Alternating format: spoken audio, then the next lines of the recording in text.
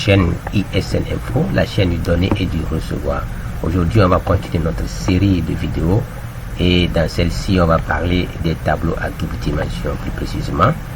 Il y a aussi les moyens de faire des tableaux tridimensionnels, mais dès que vous maîtrisez les tableaux à dimension unique et à dimension double, vous pouvez faire pour triple, fort, etc. etc. Donc là, on va revenir sur notre éditeur de test, Sublime Test, et j'ai déjà eu à créer un autre fichier qui va contenir nos oscillités. Et si nous jetons un petit coup d'œil sous forme de rappel sur ce qu'on avait déjà dit sur les tableaux à une dimension, nous avons dit que il y a la possibilité de pouvoir déclarer notre tableau avec le type de données, le type de données, le nom du tableau et avec l'intensification, le mot-clé new, et on donne la taille de notre tableau. C'est la même chose qui se fait aussi avec les tableaux à double dimension. Donc ici aussi, nous avons la possibilité de donner, d'attribuer des données à des éléments du tableau à double dimension, comme on a aussi fait ici pour les tableaux à une seule dimension. Donc on revient sur notre fichier et on va écrire notre squelette de code pour pouvoir exécuter les programmes. Là, ça fait public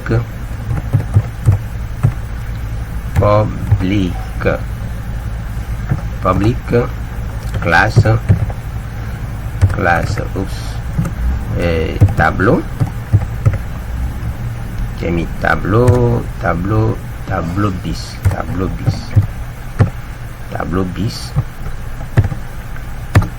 Nous laisse d'accord, là ça fait encore public statique void main. On fait string,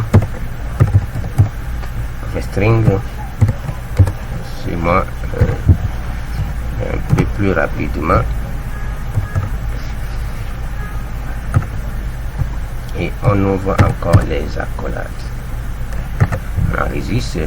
Et qu'est-ce qu'on fait? On revient sur notre terminal. Je vais lancer le terminal aussi.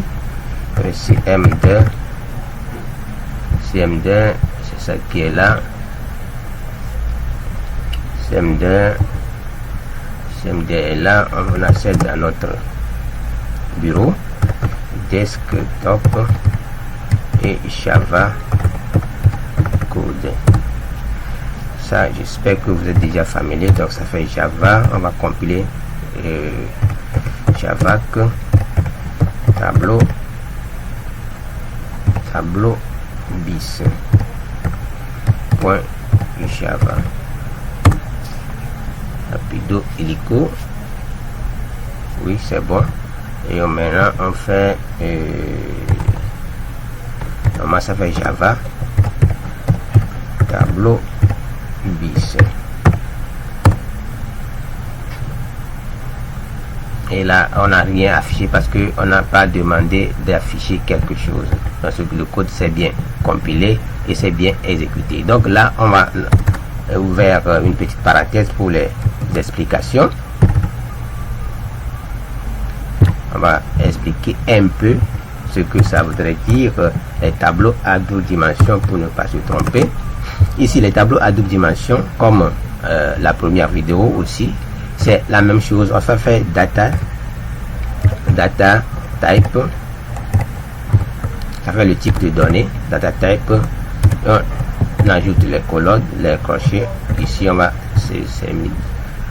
toujours se synchroniser sur on va rester sur les deux dimensions. On donne le nom du tableau égale alors à new, comme on a vu de l'autre côté. New data type,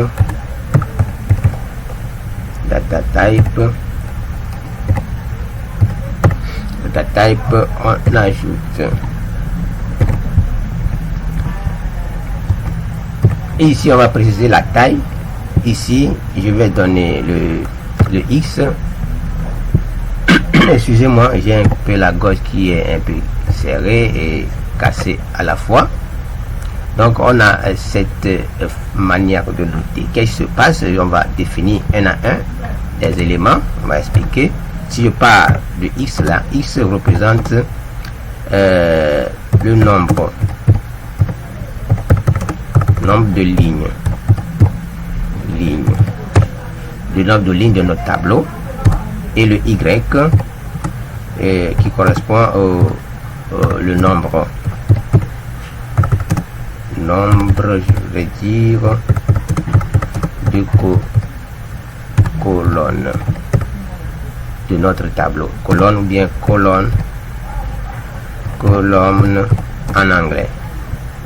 Donc je le mets ceci là entre parenthèses,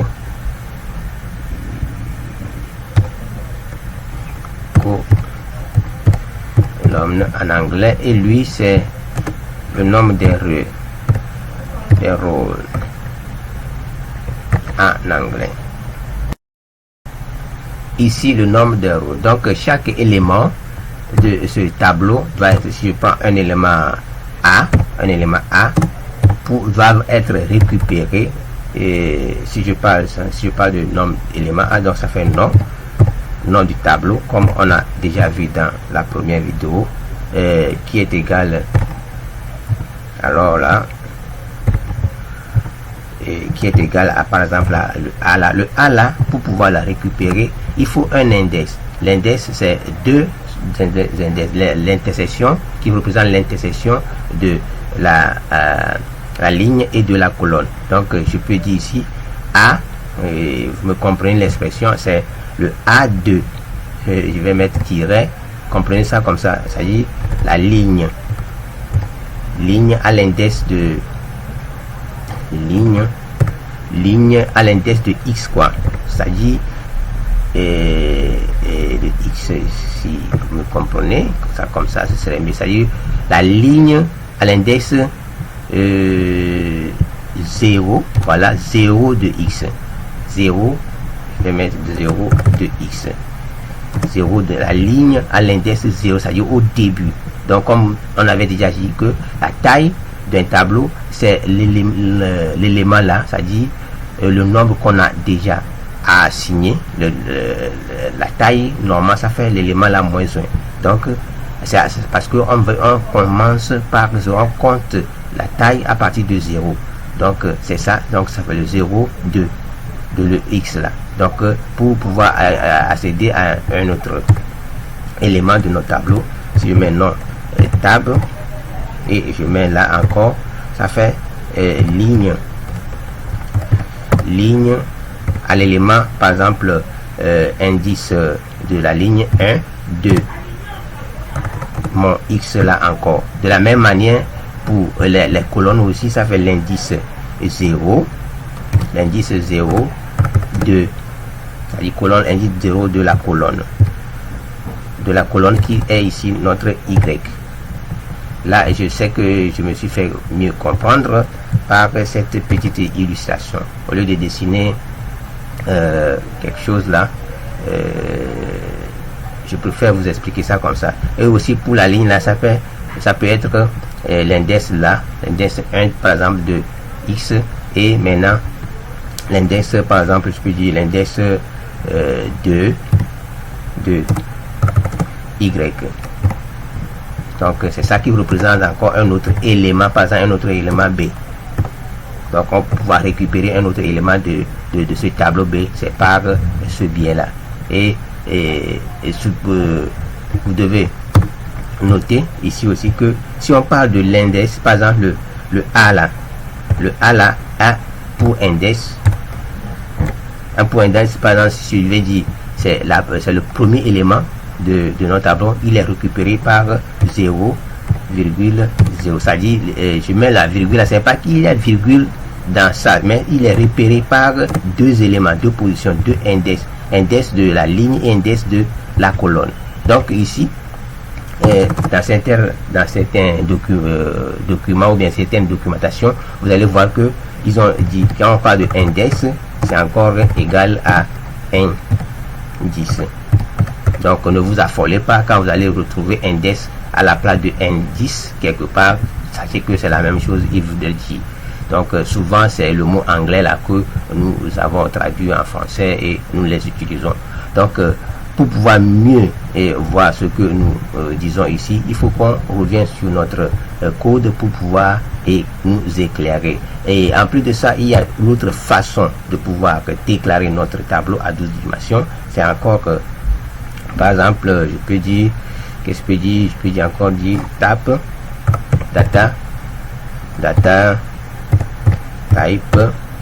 type, et je donne le nombre de colonnes,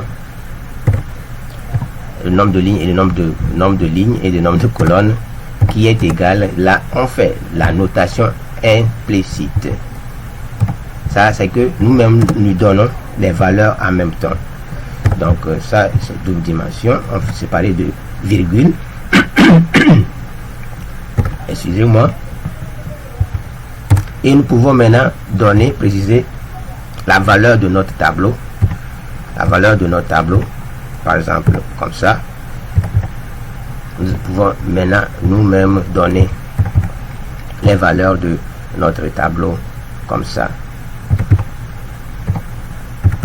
Là, c'est une manière de donner et de préciser explicitement les valeurs de notre tableau. Ici, c'est que c'est nous-mêmes qui avons donné les valeurs, sans pouvoir attendre à donner quelque chose ou bien à recevoir de notre application. Ici, ça montre par exemple les limites. Quand vous voulez modifier un tableau, par exemple, vous voulez ajouter un élément, ça ne peut pas être fait parce que vous avez déjà assigné au préalable la valeur, c'est-à-dire la taille ou bien le nombre d'éléments que ce tableau-là peut prendre. Donc là maintenant, on va continuer et tout juste en tapant un petit bout de code pour pouvoir mieux nous éclairer. Donc si on prend maintenant int, c'est ça qui est le data type. Int, on donne les crochets et on donne maintenant le nom. On va prendre le nom de notre tableau qu'on a eu ici, nom de tableau qui est égal alors à new, et on fait encore int double crochet et là on place la virgule. Maintenant on précise le nombre de lignes, et je prends 4 et ici aussi 4. Et maintenant on peut toutefois assigner des valeurs à notre tableau, c'est-à-dire des éléments. On peut toutefois ajouter des éléments à notre tableau comme on a vu dans l'autre vidéo ici, si vous vous souvenez ici. Oui, c'est ça que j'ai souligné ici, le nom de tableau là. On peut toutefois lui donner des valeurs, mais comment? On avait dit ici non, notre tableau, et on précise d'abord à quel index je veux la première position. Le premier index 0, 0. Donc je veux que il affiche au niveau de ce tableau là 45. Je peux aussi encore ajouter nom tableau, et je peux encore ajouter un autre élément à l'index 1 et ici à l'index 2. Et je peux dire ici aussi c'est 25. Et je peux encore dire non table. Je passe aussi à l'index 2 et je passe à l'index par exemple 1. Oui, et je donne la valeur ceci. Vous pouvez me donner n'importe quelle valeur, mais ça doit toujours fonctionner. Maintenant je peux afficher maintenant mes valeurs comme vous le savez tous. C'est le système .out.println, et là je peux les appeler un à un. Par exemple, je vais appeler ceci, je prends ceci, je prends CTRL C et je prends ici CTRL V et plus, je vais mettre un peu d'espace, un tiret, oui, un tiret, et je fais encore la même chose, CTRL V, je place encore plus, et je donne encore notre petit tiret, je place encore tiret. Juste on va afficher deux valeurs, ou bien 3 valeurs comme ça, pour que ne pas trop. Ça, c'est la manière basique de pouvoir récupérer les valeurs qu'on a déjà eu à assigner à notre tableau. Donc, ici, on avait affiché aussi le 1, 2. Je mets le 1 et le 2. Et ici, je vais donner, il ne faut pas oublier le point virgule. Sinon, nous aurons des gifles que, voilà, vous n'avez pas assigné des valeurs. Ici, je vais effacer ça. CTRL V, je donne encore à quelle position qu'on a eu là. Donc, je ne vais pas afficher le 47, mais je vais afficher par exemple 0, l'élément 0 et à l'index 2. Donc si vous vous souvenez bien, normalement ceci n'a pas de valeur, on n'a pas d'attribution de valeur. Ici on a la ligne 0 et à la colonne 2, c'est-à-dire au niveau de l'index 2 de la colonne. Si on veut parler de colonne ici, je veux mieux ajuster, comme ça vous allez voir. Je vais bien ajuster, vous allez pouvoir jeter des coups d'œil. Et voilà, c'est ça.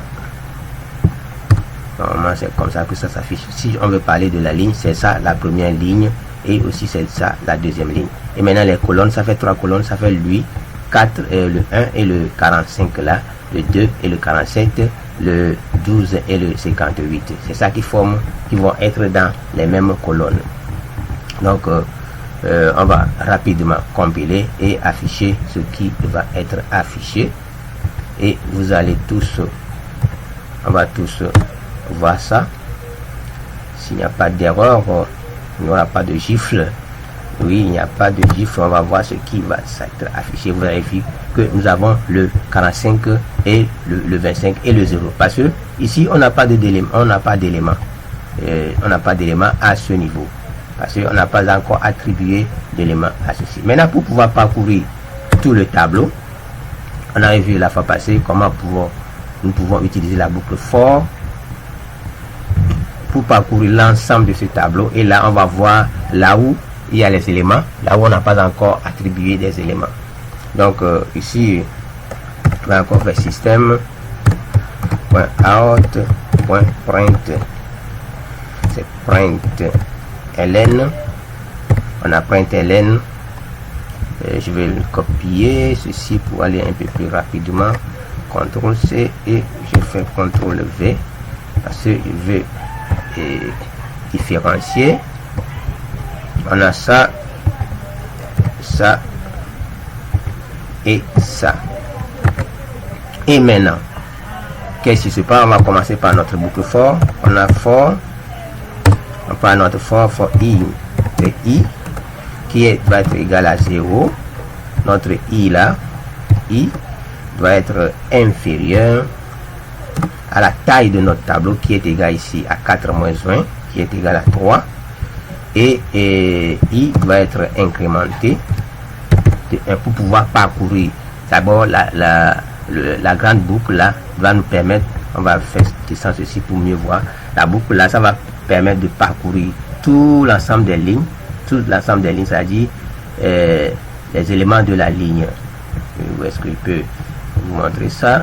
Ici, c'est-à-dire tous les éléments de ce x là, tous les éléments de x, et après on va intégrer une autre boucle pour pouvoir parcourir les éléments de y, qui sont les éléments de la colonne. Donc pour ça, on fait encore une autre boucle for. Ça fait encore int. On a int j va être égal initialisé à 0, c'est-à-dire le début de la boucle, et notre j là doit être aussi inférieur. Il faut bien éclairer les codes. Inférieur à 3, la taille à 3. On peut aussi venir ici, notre j va être plus. Et maintenant, qu'est-ce que nous voulons? Nous voulons afficher CTRL V, système out, print, c'est notre nom du tableau là, à l'indice, qu'est-ce qu'on dit, indice I, qui est la ligne, et l'indice ici qui est la colonne. Et en plus de ça, on ajoute un petit espace, on fait plus et on place l'espace. L'espace là, je vais mettre tiret là. Et maintenant, dans la grande boucle, la fin de la grande boucle qui est là, qui termine là, donc ce bloc là, on affiche. Maintenant, on revient à la ligne pour afficher la ligne suivante. Donc je vais mettre encore système print ln juste pour pouvoir afficher. Il faut pas oublier les accoles et les points virgules pour ne pas avoir des gifles, parce que ici nous sommes sérieux. Les Java, ceux qui travaillent avec les codes Java le savent tous, c'est du sérieux. Il ne fait pas du demi-mesure. Voilà, vous avez vu que nous avons notre première colonne qui est là. Vous avez vu que les valeurs qu'on a eu à assigner là, ils sont là, et notre deuxième ligne qui est là, notre troisième colonne qui est là. Donc il est affiché par colonne. Donc c'est une manière, par exemple, de pouvoir parcourir notre tableau. Ici c'est un tableau à 3 lignes, et à 3 colonnes. Disons à 4 colonnes, ce qui veut dire que ça va commencer par 0, 2, 3, etc. Donc si je peux mettre ici, je peux mettre ici 4, je peux aussi mettre ici 4, et nous sommes avec les hits, pas de souci. On relance CLS et on recompile,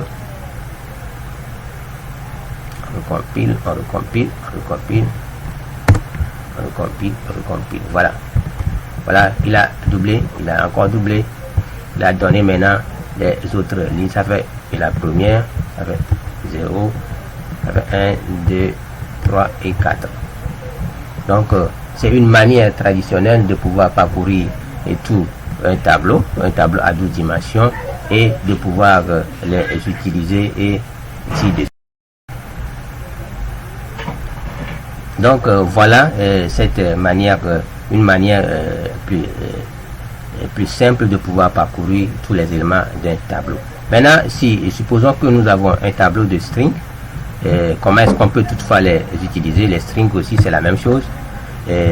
Ici, par exemple, je vais mettre, ou bien on peut encore prendre les hints, un tableau de hints, c'est pas un souci. On peut créer rapidement un tableau de strings pour pouvoir vite terminer. String, on donne les colonnes, les lignes et les colonnes.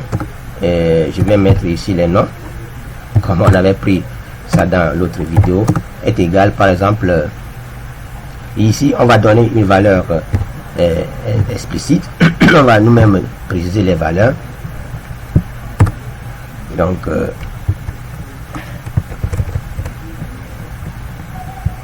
et là on va préciser nous-mêmes les valeurs, séparer avec les virgules. Voilà. Et ici je vais donner par exemple le nom de Soso, je vais donner le nom de Bob, je vais donner le nom de Jaco, Jaco. La voix est cassée, mais ça va aller. Le Jaco, ici je donne le nom de Eric, ici je donne le nom de Papino, et je donne le nom de Toto, Toto. Voilà. Donc par la même manière, nous pouvons toutefois appeler les noms en assignant les valeurs. Donc c'est la méthode très simple, c'est la méthode basique de pouvoir les utiliser. je vais séparer les bouts de code avec ça et on va appeler. Nous pouvons aussi faire système .out.println et nous pouvons afficher par exemple nom et on lui assigne une valeur, c'est-à-dire 0, la valeur de nos indices 0,0. On peut toutefois l'afficher et je vais encore faire plus, on met l'espace,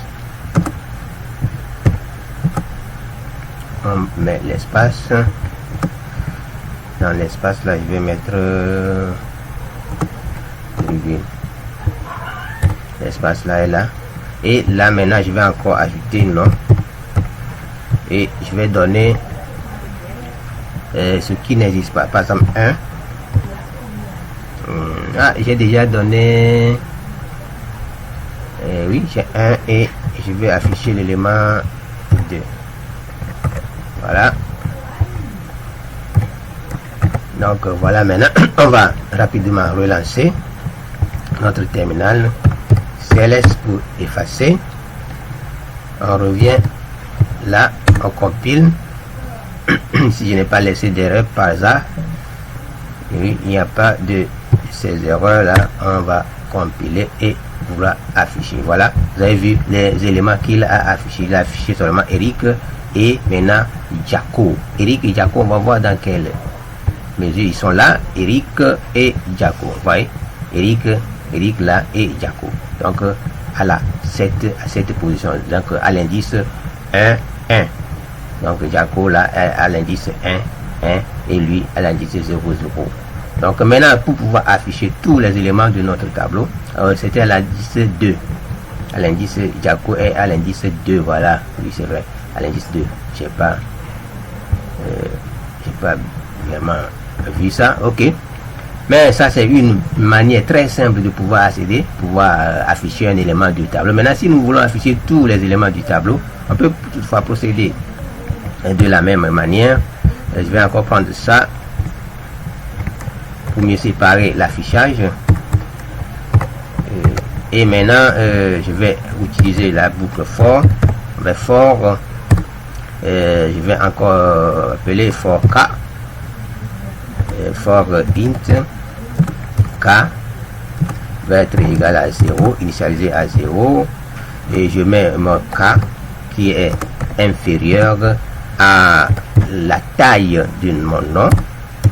Point length, on a déjà vu cette méthode, cette manière de pouvoir préciser, de voir la taille d'un élément de tableau.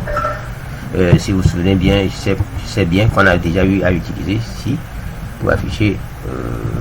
Non, on n'a pas eu, mais c'est oui, on a eu déjà utilisé ici. C'est ça qui est là, c'est ça qui est là. Donc, ce qui veut dire qu'on continue sur les mêmes lancers, les mêmes oscillités. Et nous avons incrémenté notre K++. De la même manière, on revient sur notre boucle. À l'intérieur de cette boucle, on fait encore for. La boucle for, on fait L. On fait int L qui doit être égal à 0. Et notre L va être inférieur à la taille de notre tableau. Ça fait nom. Point length. Et nous avons notre L là qui doit être parcouru. L'index là qui parcourt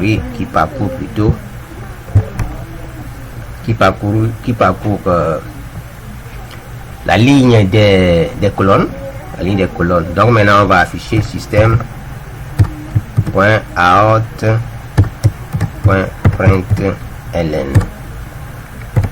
C'est ça.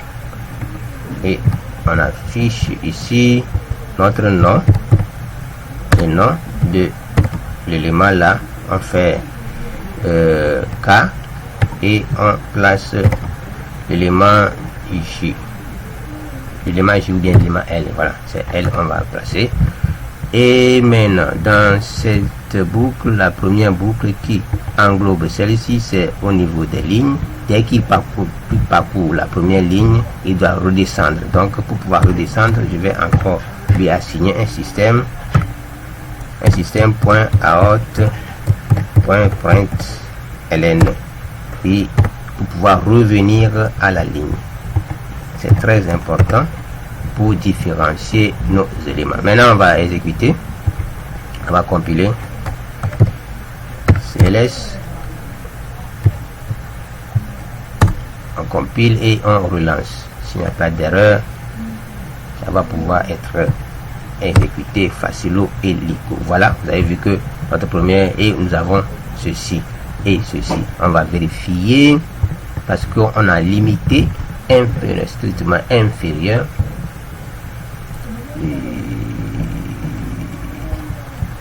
Eric Soso dans le même panier, c'est-à-dire même colonne, dans une colonne, ceci aussi dans une colonne, ceci aussi dans une colonne.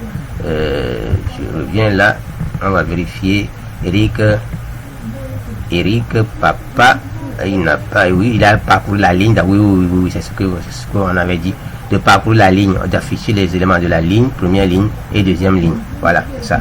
Donc la parcours ici, ça c'est une colonne, ça c'est une colonne, ça une, mais la ligne, la première ligne c'est ça, c'est la première ligne qui est là et la deuxième ligne qui est là. Donc il a affiché la première ligne, il a affiché la première ligne qui est là, la première ligne qui est là, c'est ça, et la deuxième ligne qui est là. Donc, après avoir il a écrit, normalement ça devait être sur la même ligne. Maintenant on revient sur si pour un peu modifier notre code, et là je veux que lui il s'affiche à la même ligne et lui revient, c'est-à-dire que les noms soient à la même ligne, et on fait CTRL S, on relance, on efface, on relance rapido hélico. On attend. Et voilà. Voilà, il faut de l'espace. Première ligne et deuxième ligne. Il faut de l'espace, un petit espace ici. Je fais plus notre fameux espace. Je mets ça comme ça. Et on relance.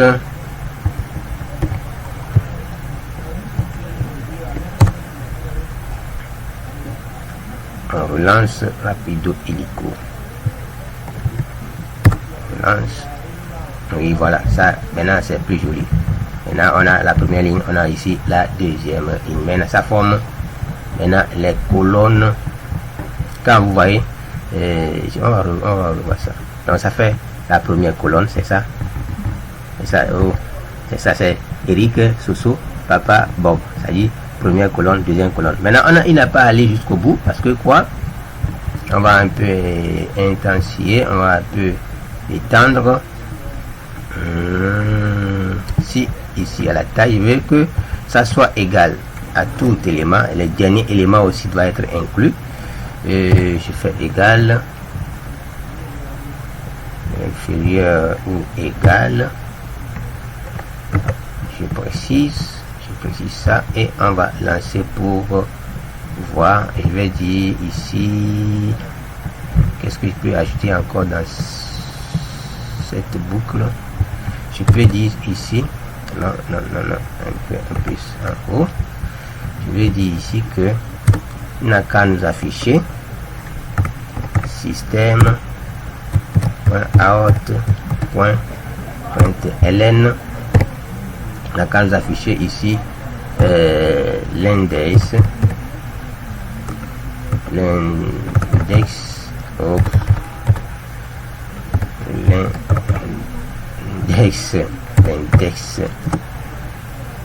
je ne vais pas mettre le A1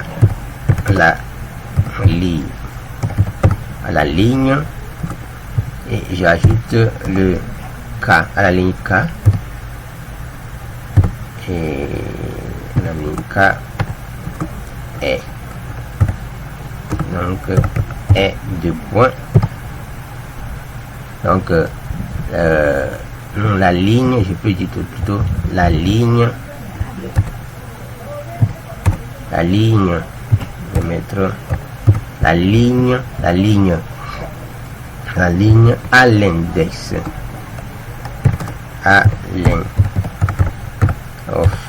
l'index KE.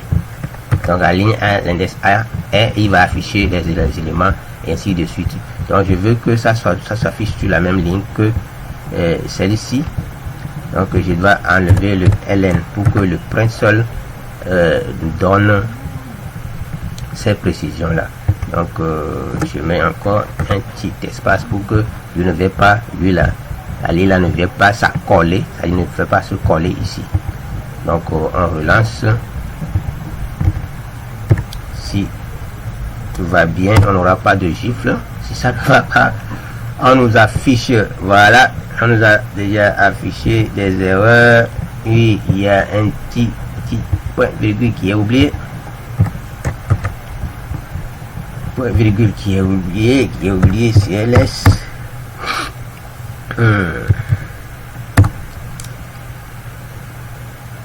Content. Un instant. Boum, voilà, il nous a affiché.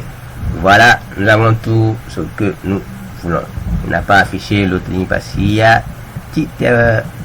Il a affiché tout, mais il a fait un petit gif. À ce niveau-là, nous avons ici notre première ligne à l'index 0. Donc nous avons ça, ligne à l'index 1. C'est ça qui nous donne ici. Ouais, normal.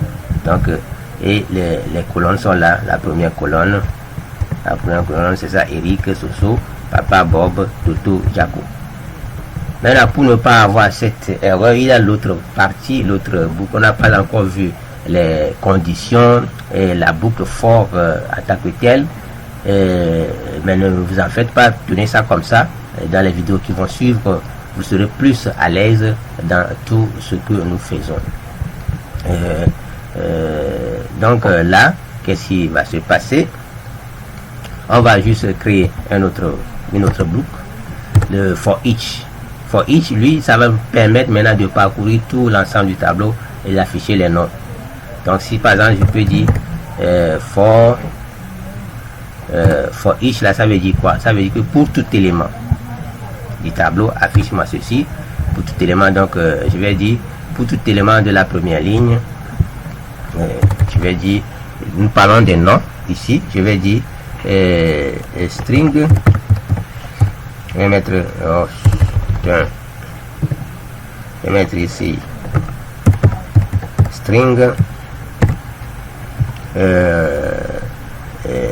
le tableau, je le donne le nom, je mets le nom appartenant, c'est avec deux points appartenant au nom, le tableau, le nom même, string, je mets ici le nom avec S. Donc si tu appartiens à ça, donc je vais lui donner d'abord système.out.println. Je vais lui donner une valeur à affiche-moi le nom qui est là, affiche-moi le nom,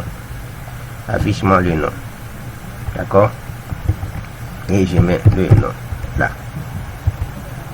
et je place la virgule, le point virgule plutôt. Maintenant on va encore faire for each,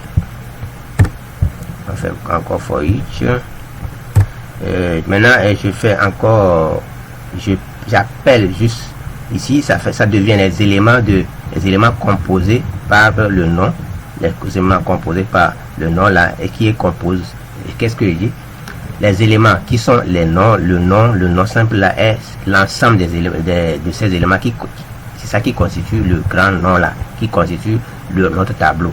Donc maintenant on va revenir ici pour appeler encore notre nom. Ici je vais juste faire string ou tout string, je vais mettre string et nom, je vais l'abréger comme ça, à partir qui contient à cet ensemble de noms, encore là, réaffiche-moi,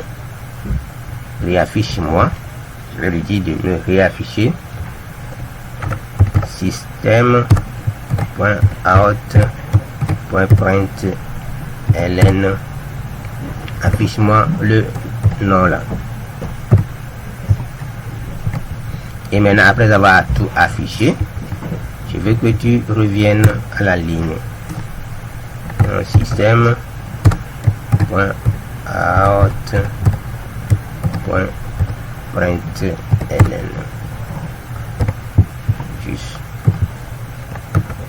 On retourne juste à la ligne. On refait notre soit là.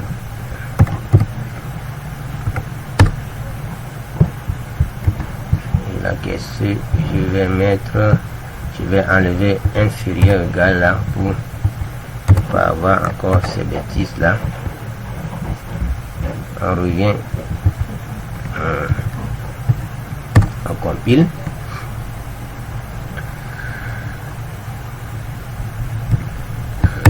On exécute et voilà, nous avons ici, voilà, c'est bien fait. Ici nous avons Eric notre première ligne, deuxième ligne, et ici on a Eric tout.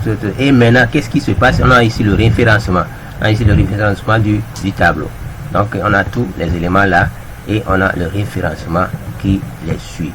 Qu'est-ce que cela ça veut dire? Ce qui veut dire que nous n'avons pas besoin en tant que tel, le for each là, le fait d'appeler le nom là ici, vous savez que quand on appelle ce nom, ça nous donne la référence, de ce tableau. Donc si je peux dire, je vais doubler ici et il va me donner encore le référencement de notre tableau, la double dimension. Oui, c'est en train de, ça fait 42 minutes déjà. Je reviens là, CLS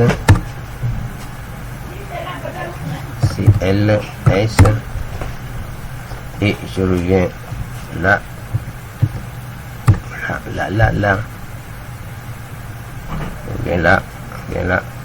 il y a non string, le nom là,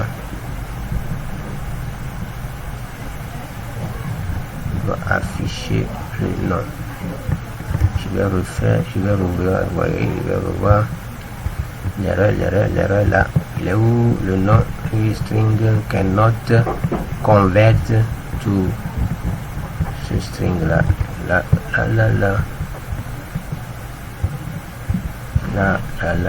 et tout peut être converti, c'est ça, ok.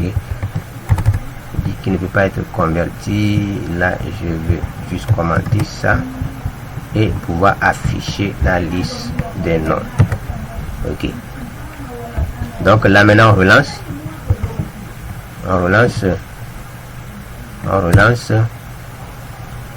il y avait deux erreurs, donc on relance rapido hélico et on relance hélico rapido. Voilà, nous avons notre exécution qui est là. Vous avez vu qu'il n'a pas pu faire la limitation, mais il a tout parcouru. Il a donné la première ligne et la deuxième ligne. Donc ça fait le résultat que nous attendions tous. Donc